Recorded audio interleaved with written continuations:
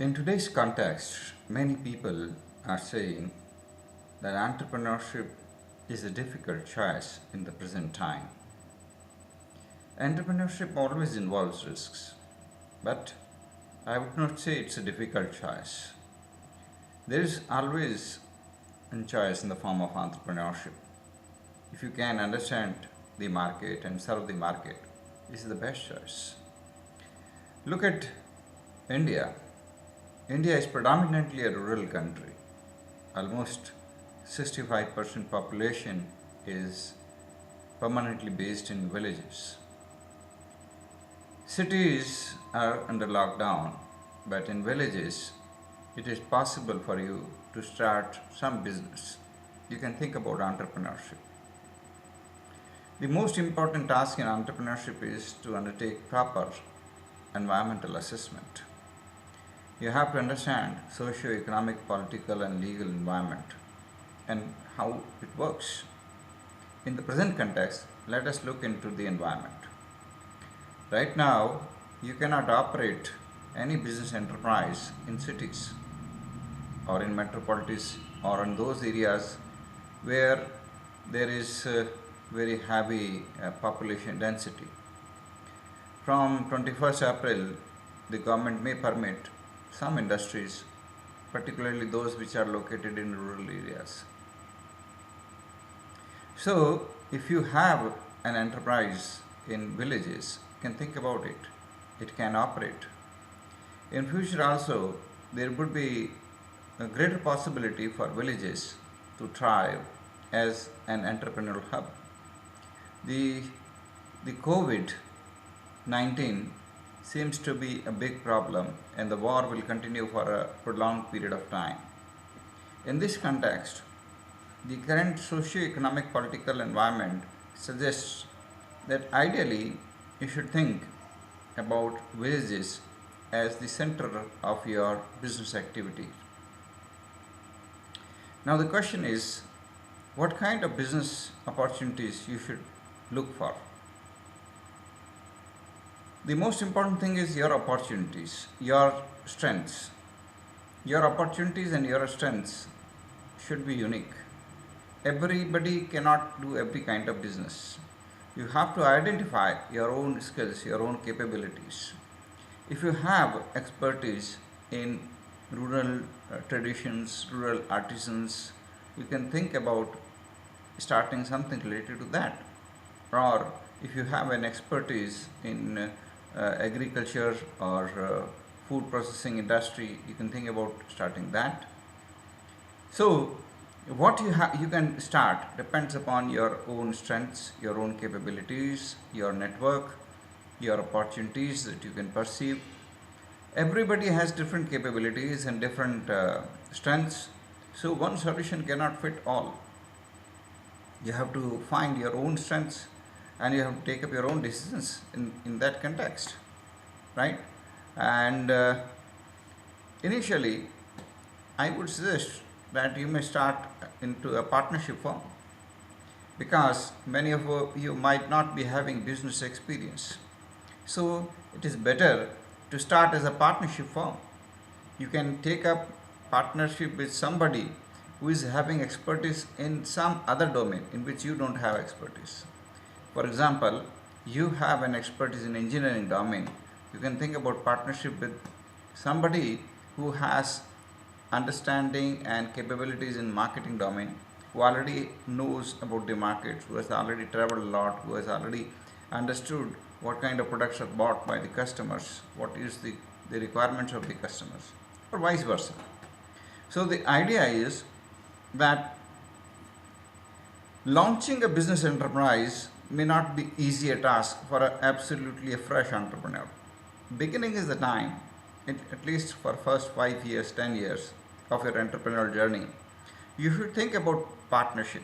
You should think about business franchising as an option for you. Because by starting a partnership firm or by starting a franchisee firm, you are able to take advantage of others' expertise. What is a franchisee mode? For example, if a large company gives you franchise, they charge you some money for that. They give you knowledge, they give you technology, they give you guidance, they help you in undertaking marketing, they help you by branding by giving you the license to use their brands. So this is called franchising. The franchisee may be a good route to start your entrepreneurial journey, or a partnership may be a good starting point. Once you gain expertise, your next enterprise you can start maybe as a proprietorship, maybe on your own, depends upon your own experiences. But in the initial stage, partnership can be a better option, right?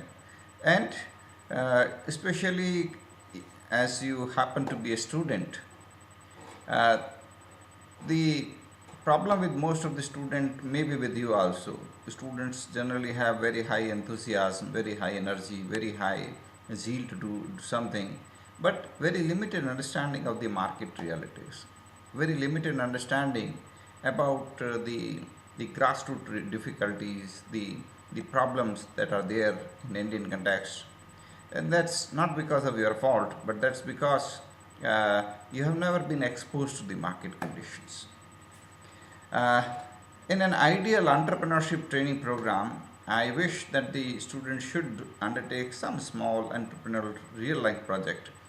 The money may be small, doesn't matter, but the ultimate purpose is learning. They should learn what is it to be an entrepreneur, right?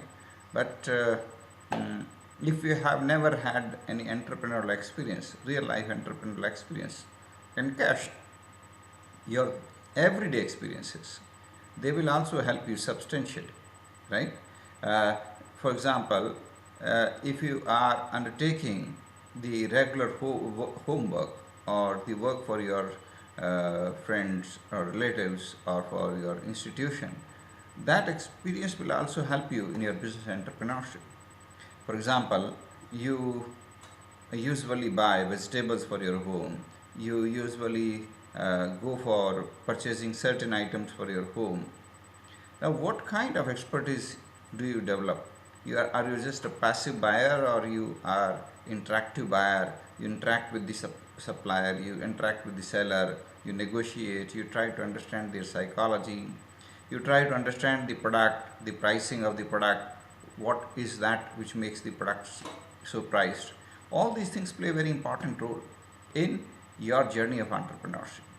Suppose you go to the market to buy potato. Now the seller is charging something. Let's say seller is asking you to pay 20 rupees per kg or 100 rupees per kg.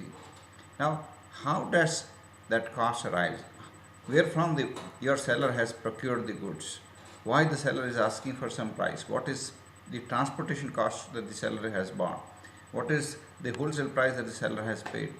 These are things that you have to think and try to collect data on them. These are small things in your everyday life, but these things will help you in undertaking SWOT analysis of your own business when you will launch your own business. Launching a business is not a matter of emotions, it is a matter of facts, right? Emotions get involved and they can drag you in difficulties. In our country, or in any country for that matter, human beings are bundles of emotions. We take more decisions based on emotions rather than on rational appeals. This is everyday story. We tend to take decisions on the basis of some emotions, right? Now, the thing is that the world operates on some material facts and which are known to everybody. A good entrepreneur is one who identifies those material facts, collects them, is very keen to collect those information. These information are available everywhere. Somebody do not collect this information. Somebody purposefully collect this information and tries to take appropriate decisions. Now, look at the the corona crisis. Now, everybody knew that, look, for last 1 month, everybody has been getting the news about spread of virus called COVID-19. Now, those people who are very keen to know about it, they have been reading about it on internet, they have been reading about it through various websites. They are taking precautions. They are following a very disciplined life. They are not going out. But some people are not following these things. Some people are not careful about collecting data, collecting information, and they are not even paying attention to what government is asking them. Government has been asking them not to join any crowded place, but they have been. Look at what happened in Markaj in Delhi, Nizamuddin. Now, a large number of people, in spite of repeated warnings by the government that don't assemble, don't have any conference, don't have any seminar, a large people assembled together. Now, that is called the emotional attachment of people to some things and blind disregard to the facts, everyday facts, right? A large number of people have committed, blunders. One person organized a party, right, in this corona crisis, right? Now these are called blunders. The person is not aware about the ground realities. The person is taking such kind of decisions.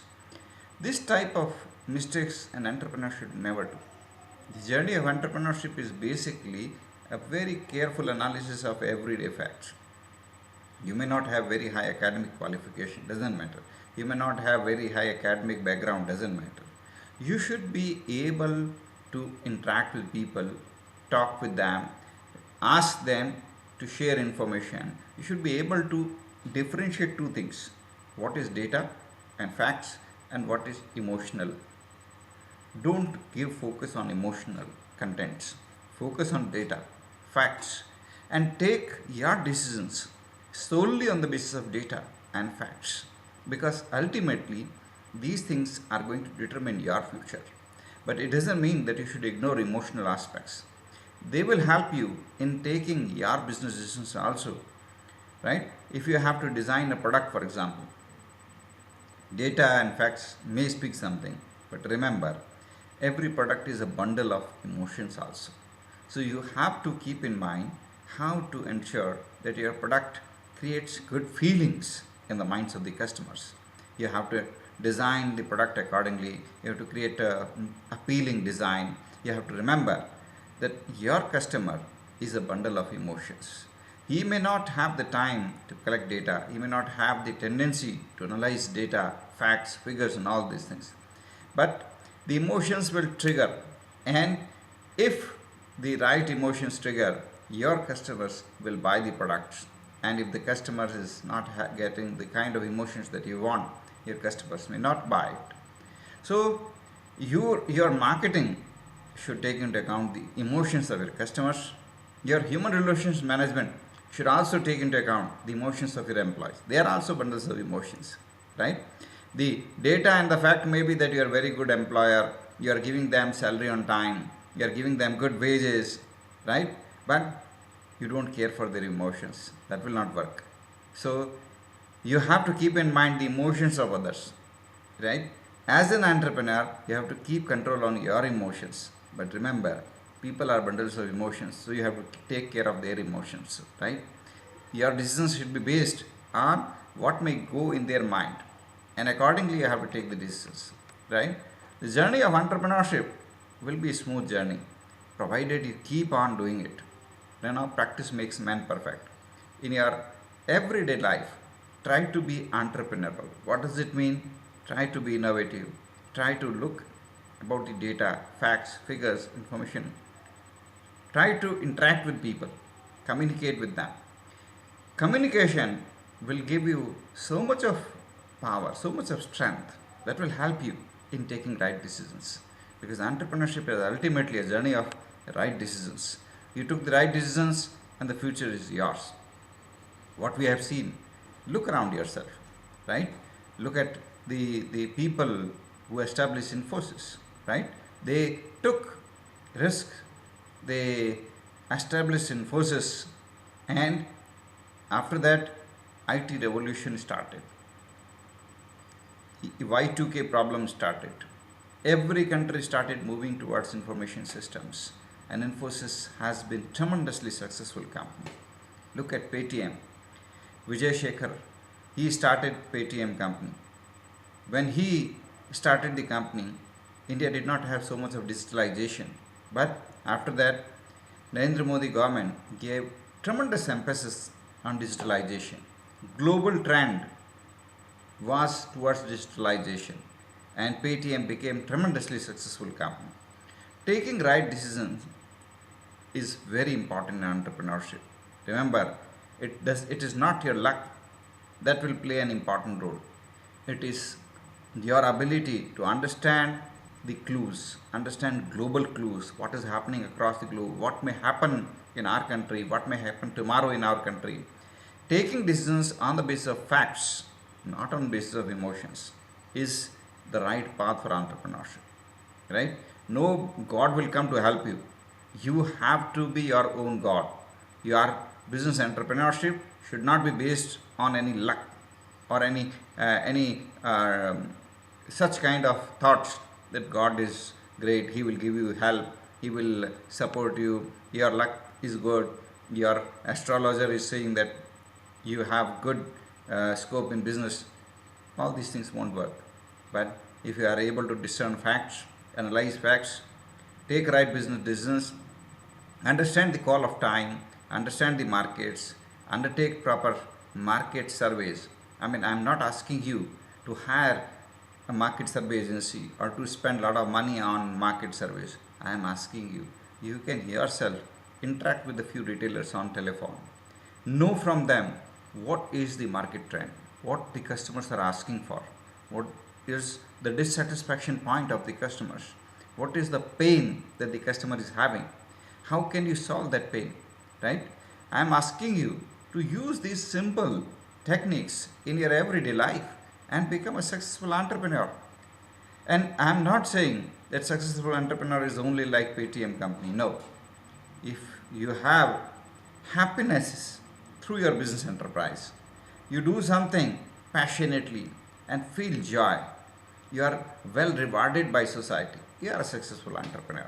I am not going by some kind of a turnover in crores or rupees or something like that. It is not the mark of successful entrepreneurship. If you set up a rural enterprise, very small enterprise, maybe, but that gives you joy. At the end of the day, you feel happy. At the end of the day, you feel you are able to contribute something to the society. Your products are appreciated by the society. Society values your products, your services. Your contribution is well appreciated by people directly or indirectly. You are a successful entrepreneur. So that will bring happiness to you. You will love to do what you are doing, and your journey of entrepreneurship will be a fruitful journey. That's what I wish to say. Have a good luck.